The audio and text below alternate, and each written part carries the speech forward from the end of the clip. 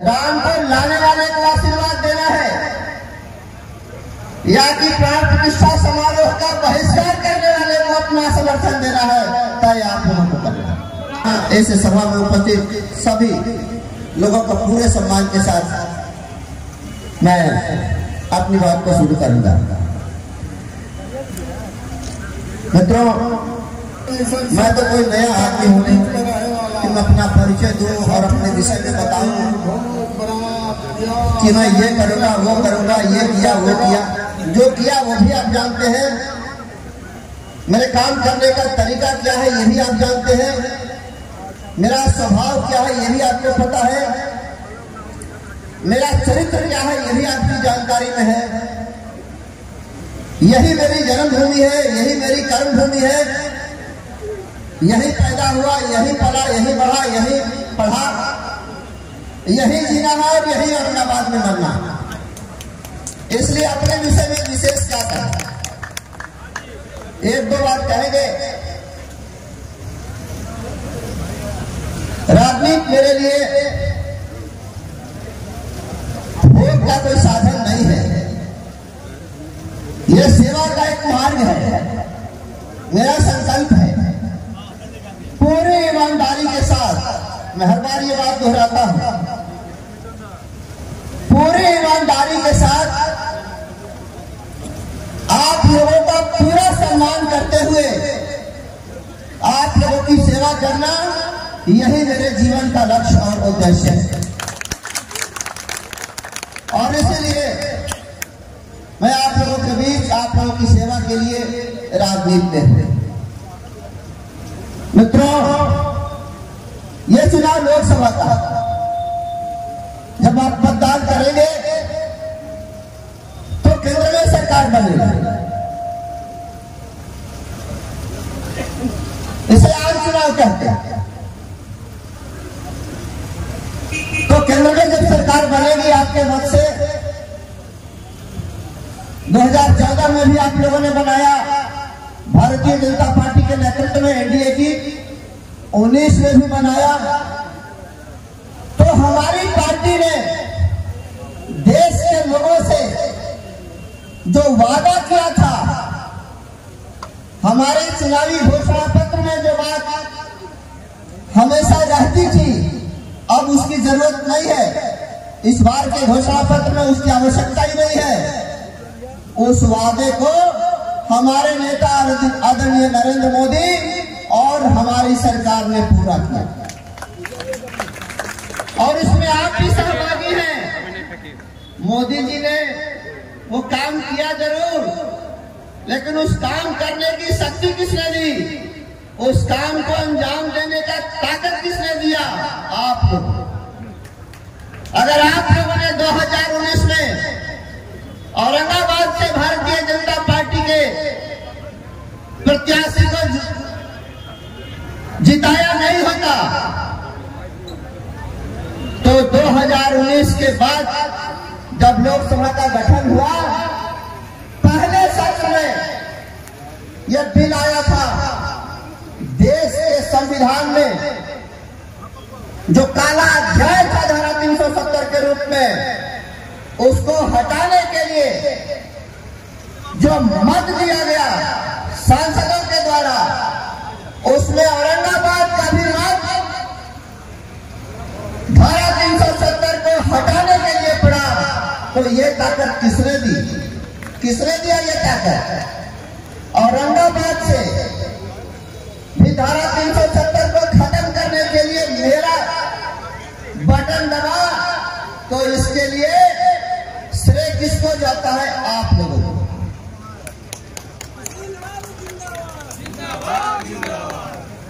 लोग हंसते थे भारतीय जनता पार्टी के ऊपर कि भाजपा वाले कहते हैं मंदिर वही बनाएंगे, तारीख नहीं बताएंगे, मजाक उड़ाते थे। मंदिर भी बन गया, प्राण प्रतिष्ठा भी हो गई, रामलला विराजमान भी हो गए।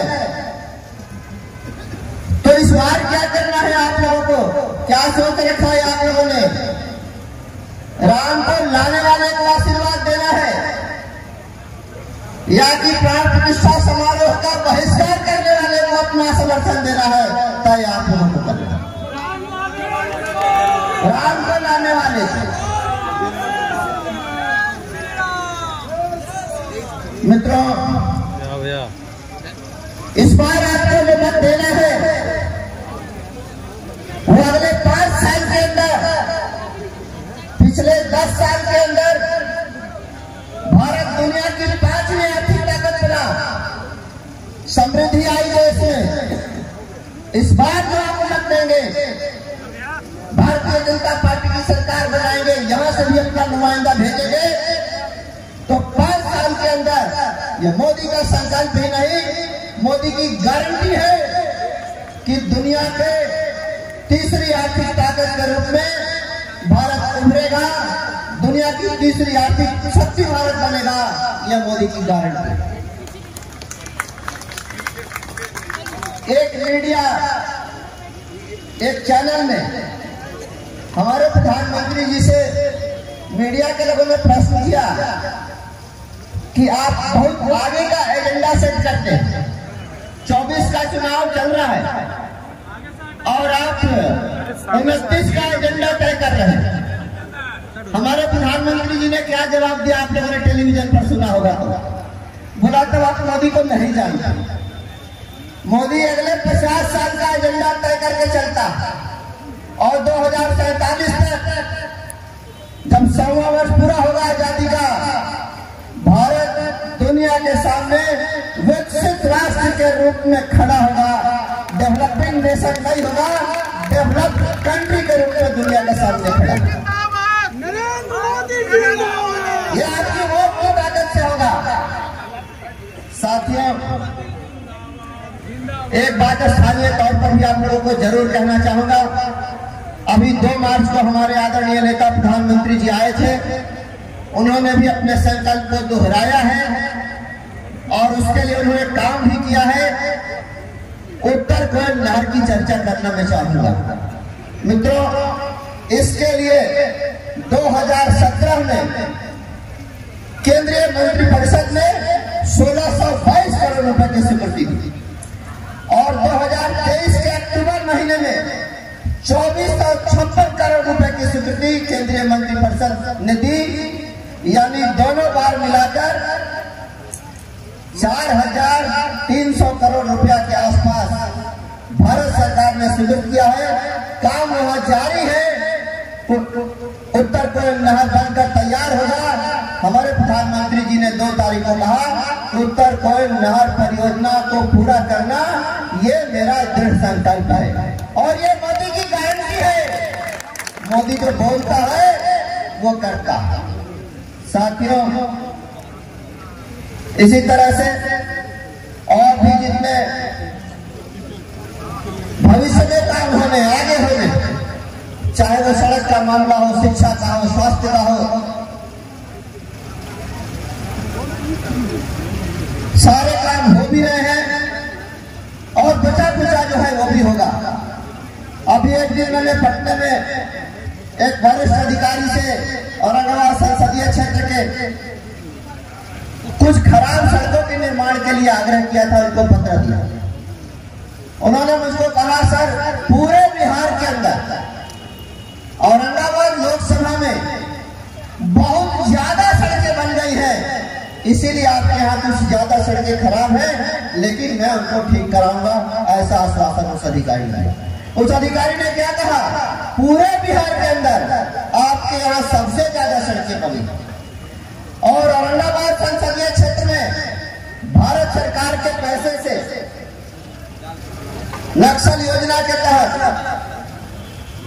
गांव-गांव में जितनी डबल रोड है, 18 फीट चौड़ी सड़कें जितना औरंगाबाद संसदीय क्षेत्र में है, पूरा बिहार घूम जाइए आप लोगों को नहीं दिखेगा।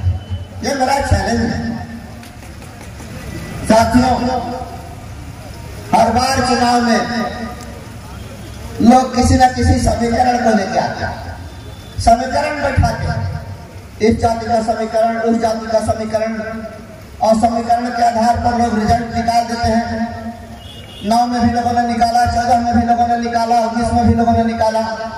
मैं हर बार कहता हूं, आप लोगों को याद होगा, अगर मेरी पुरानी बात आपको याद होगी तो चलेगा, सारा समीकरण ध्वस्त हो जाएगा।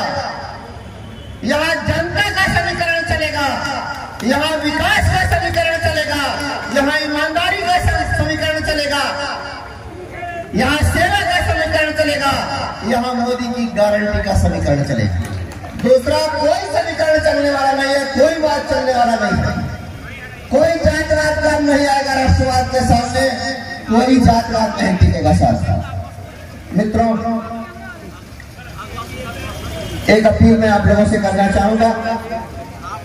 आज मेरे आवास के सामने आवास पर होली मिलन का भी कार्यक्रम रखा गया है।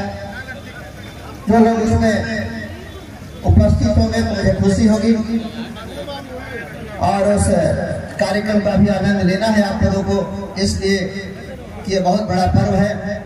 और अगर समीकरण किसी को देखना है तो आज के इस नॉमिनेशन की भीड़ में, इस नॉमिनेशन की सभा में, अपार जनसमूह में कोई देख ले समीकरण, हिंदू कितने हैं, मुसलमान कितने हैं, अगड़े कितने हैं, पिछड़े कितने हैं, अत्यंत पिछड़े कितने हैं, दलित कितने हैं, महादलित कितने हैं, सारा चेहरा आपको यही दिख जाएगा। इसीलिए मैंने ऐसी भार पर कहा कि सारा समीकरण ध्वस्त होगा और जनता का समीकरण जीतेगा, विजयी होगा। साथियों, बस 2 मिनट में 2 बात और कहना चाहूंगा। एक तो ये है कि हमारे विपक्षी राष्ट्रीय जनता दल को जिस तरह का उम्मीदवार चाहिए था, जिस कैरेक्टर का उम्मीदवार चाहिए था, उनको भी मिल गया। उनको एक वीडियो आप लोगों ने देखा होगा, बड़ा वायरल हुआ, मेरे ऊपर भी लोगों ने भेजा तो मैंने देखा। अब तय आपको करना है, औरंगाबाद की महान जनता को तय करना है कि बहु बेटियों का सम्मान, बहु बेटियों का इज्जत किसके हाथ में सुरक्षित रहेगा। सुशील सिंह के हाथ में सुरक्षित होगा या किसी और के हाथ में सुरक्षित होगा। एक तरफ सुशील सिंह है आज में लिखा है जो उम्र के लिहाज से किसी भी महिला को सामने चाहे तो मां का दर्जा देता है, चाहे तो बहन का देता है और नहीं तो बेटी का देता है। और दूसरी तरफ उस वीडियो को जरा देख लीजिए, क्या चरित्र है, क्या कैरेक्टर है, महिला के प्रति क्या सम्मान है, क्या भाव है, आपको पता चल जाएगा। बस इससे ज्यादा कुछ नहीं कहूंगा। और एक वीडियो मेरा भी वायरल हुआ था। मैं आ रहा था सासाराम से, हमारी पार्टी के पूर्व विधायक एक झूठे मुकदमे में जेल में डाल दिए गए थे। सासाराम के पूर्व विधायक जवाहर प्रसाद कुशवाहा, उनको देखने में गया था जेल के अंदर। वहां से लौट रहा था तो पुल के ऊपर दिन में डकैती हो रही है। हमने अपनी गाड़ी को, वहां चूंकि थोड़ा जाम था, थोड़ा स्लो हुई मेरी गाड़ी, तो देखा एक महिला चित्कार करके रो रही है और हाथ से इशारा करके उसने बताया कि मेरा चेन छिन गया।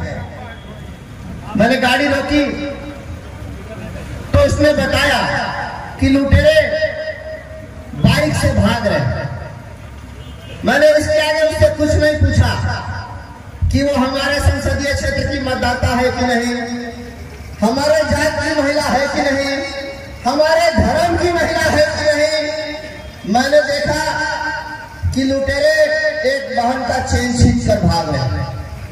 मैंने उन लुटेरे का पीछा किया। जब मेरी गाड़ी उनके बराबर हुई तो उनमें से 2 लुटेरों के पास अच्छे हथियार थे, दोनों ने भिड़ा दिया।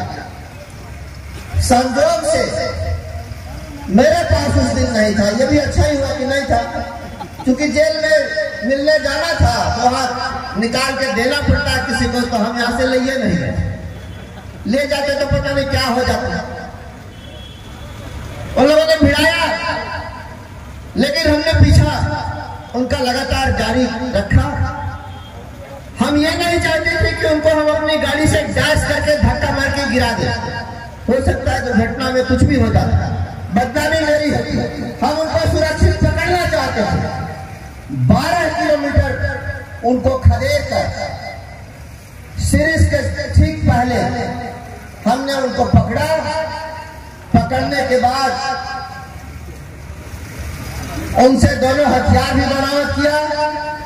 चेन के बारे में पूछा, सर क्या चेन नहीं मिला? कहा चेन जहां बाइक गिरी थी वहां है। मुझे विश्वास नहीं हुआ, लेकिन मैंने वहां दिखवाया। 2 टुकड़ों में उस बहन का चेन वहीं मिला जहां मोटरसाइकिल गिराकर वो अपराधी भागे। उस महिला का चेन भी मिला। तीनों अपराधी भी पकड़ाए, उनकी बाइक भी जब्त हुई और 2 हथियार भी उनका पुलिस को हम लोगों ने सुपुर्द कर दिया। पूरा सर्किट पूरा हुआ। तो एक तरफ एक बहन की अस्मत बचाने वाला भाई है और दूसरी तरफ अब कैसे हाथ लगा रहे थे अब हम नहीं बताएंगे, आप लोग देख लीजिए। उस महिला का नाम, उस बहन का नाम सरिता देवी है।